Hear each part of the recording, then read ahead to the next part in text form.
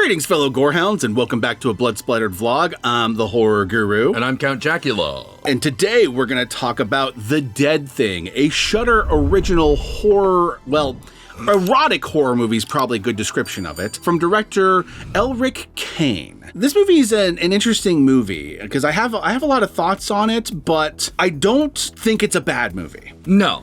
It's a movie that's perfectly well done. The acting is great. The script actually has some surprising twists and turns that are pretty well done, but it's not a movie I can see myself watching more than once, if that makes sense. I know what you mean, because it's a low budget production. Very low budget. Very low budget. Very low budget, which is very worth noting because it's not like this movie could do anything super spectacular. Right. It's also pretty slow.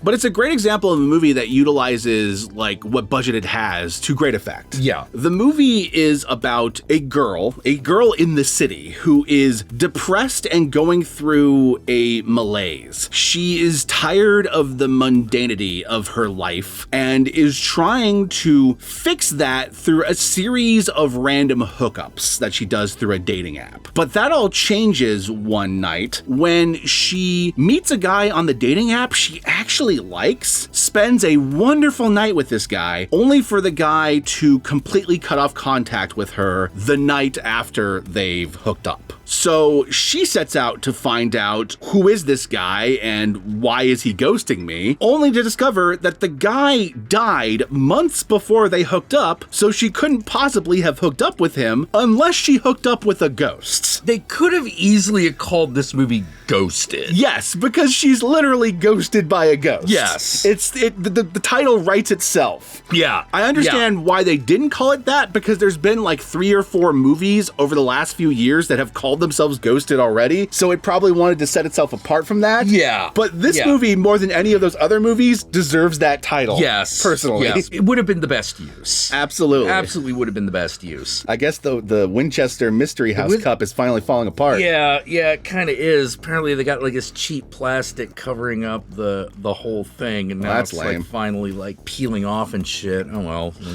It is what it is. It is what it is. So that's the initial setup of this movie. There are some twists and turns in the movie. We'll talk about those in the spoiler section, but that's where this movie starts off. And that stuff is actually handled pretty well. I found myself engaged in the mystery of whoa, what the hell's going on with this guy? Why doesn't he remember her when she catches up with him and stuff? The cinematography isn't much to write home about, but that's almost by design. The mundane look of the movie reflects her world. Yeah, exactly. It puts you in her mood. Exactly. Which is not exciting.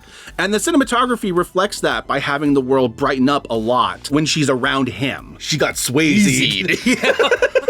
And that ended up starting off as a great thing, but then turning into an extremely toxic thing down the line. Yeah. It's obviously a metaphor for a really toxic relationship. There's a reason why I refer to this as an erotic horror film and not a horror romance. No, it's not a romance. This goes south pretty quickly and starts getting into the realm of domestic abuse and things like that, which is another reason probably why I won't find myself watching this movie very often, is because even though it's very well done, it's an extremely depressing movie. Oh, yeah. This is not the feel-good movie of the year. This poor girl's attempt to try to escape her mundane life just nets her a complete disaster scenario that ruins her life and her relationship with the people around her. Yeah, it's a little uncertain whether... No, I think I should wait. You should wait for the spoiler section? We'll wait for the spoiler section. Yeah. There we go. They show us her day-to-day life, so we see that she has a roommate that she was apparently connected to at one point, but at a certain point they drifted. There's a huge question of why they drifted apart. That actually is answered by the end of the movie.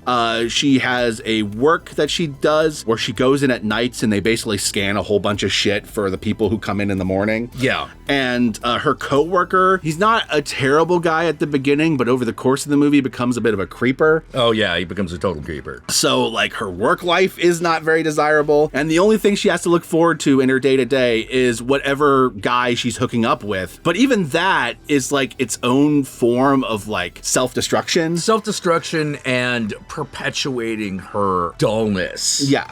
With life. She's literally just there to find a guy, hook up, and then like never talk to them again. Now, something that's also revealed over the course of the movie, I'm not going to tell you why, because the why is revealed in the spoiler section. Turns out she's not just depressed about her state of life. She is actively self-harming by doing this. Yeah. Because she feels like she needs to be punished for certain things she's done, which we'll talk about in the spoiler section. Yeah. There's, that's spoiler territory. That's in the revealed in the last act territory. But meeting this guy kind of gives her like a new lease on life. Like, oh shit, like I actually like this guy. This guy actually brightens my world. Maybe I don't need to be hurting myself like this. It's obvious that she is a character who at one point in time went to art school, got pretty far there, but then eventually when she got out of art school, quit doing art, got into the mundanity of like office work. Yeah. And has kind of been stuck doing something she's not enjoyed ever since. Yeah. And one of the things that like shows a sign of her spark with this guy is that when she's with him, the two of them like draw little pictures of each other. Wait, this thing I used to love doing, I'm now doing it again now that I've been with this guy. It's like reconnected me with this past self that has been lost over time. But I could totally see myself watching this on a loop with like,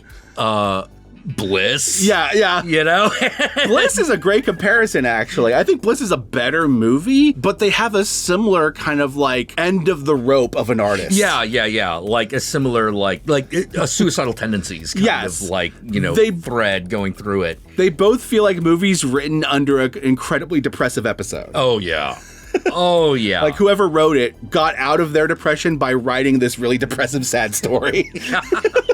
Oh, and if it wasn't obvious already, the title, The Dead Thing, doesn't just refer to the ghost that she sleeps with. It's also what she is inside. Yeah. She is the dead thing inside. So, very depressing movie. Very well-made movie. I don't know how many times I would watch this movie, but I'm glad I did watch it for what it's worth. The Dead Thing is currently available on Shudder. Go check it out on there if anything we have said so far has interested you. And with that said, let us move on to the spoilers so we can talk about all the stuff we haven't been talking about in this section. Here we go.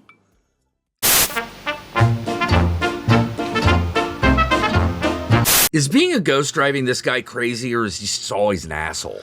Well, yeah, the thing about him is that his post-death life is an internal loop of going on these hookup dates. Because back when he was alive, that's what he did. That's what he did. That was kind of his own way of like getting through the mundanity of his life. Yeah. But once she makes him self-aware of the fact that he's a ghost and that he's dead, darkness starts to set in. Yeah.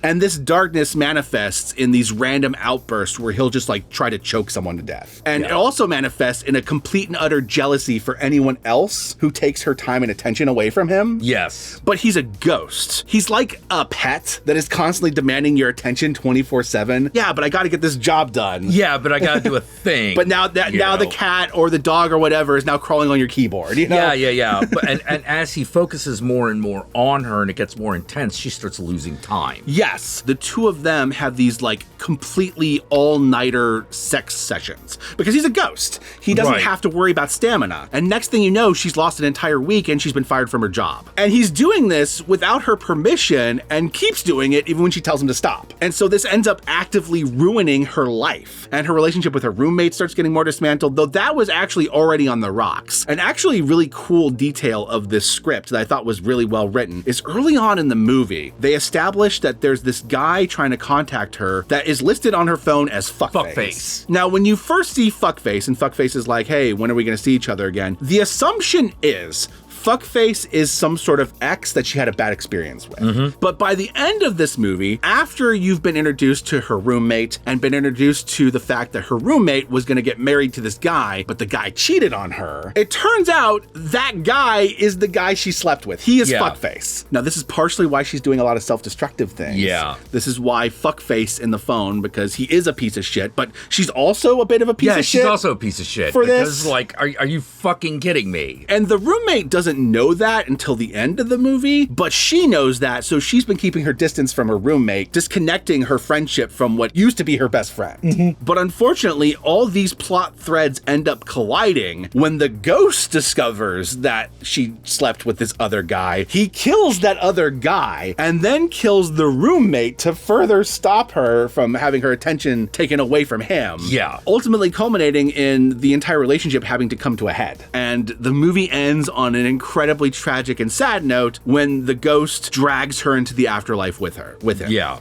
and now she is a ghost that does the exact same thing that he does. Now she is trapped in the very same hookup ghost loop that he was trapped in. Sisyphean kind of movie. Yeah. It's Sisyphean. It's very bleak. It's very bleak. It's very depressing. Like, he drags her through the afterlife, but he doesn't end up with her. Yeah. Like, she just ends up in her own little loop. So no one's happy by the end of this movie. Yeah, nobody gets what they want. Roommate's dead, the cheating boyfriend's dead, and she's now a ghost trapped in an eternal loop of sleeping with guys she is not interested in. I want to know what the investigation into this string of murders is like. The fuck happened? Yup. You know, our one suspect just literally vanishes into thin air. And wait, they're connected to this other dead guy? Yeah. These last few vlogs we've done have been a series of Valentine's Day themed romantic horror movies. It's about time we had one that is just a disaster relationship movie. Yeah, disaster relationship movie. And with that said, my fellow gorehounds, where can they find you, Count Jackula? Well, you can find me here on YouTube every weeknight starting at around 7 p.m. Pacific Standard Time when I stream. Y'all know me, I'm the Horror Guru. I am available on various social media platforms, but these days I primarily use Blue Sky, so follow me on there. Be sure to like, comment, and subscribe, and don't forget to ring that notification bell so you're notified of my videos immediately upon their upload. And if you'd like to help out either of us more directly, be sure to check out our Patreon pages, and remember, if you decide to go the Patreon route, even a $1 a month can go a long way, but we will certainly accept more. And with that said, my fellow gorehounds, I want you to comment below, and be sure to comment below using the hashtag #ChokeMeGhostDaddy. Use the hashtag #ChokeMeGhostDaddy. That way I know. That way Jack knows. That way the whole world knows that this movie satisfied your very specific kink. Because there's a lot of that, there's a lot of choking, even when the relationship's going well. Yeah, even when the relationship's going well, there's a lot of ghost choking sex sessions. There's some kinky ghost sex in this movie. Yes. If it wasn't clear. And with that said, my fellow gorehounds, peace out, and we'll catch you all later.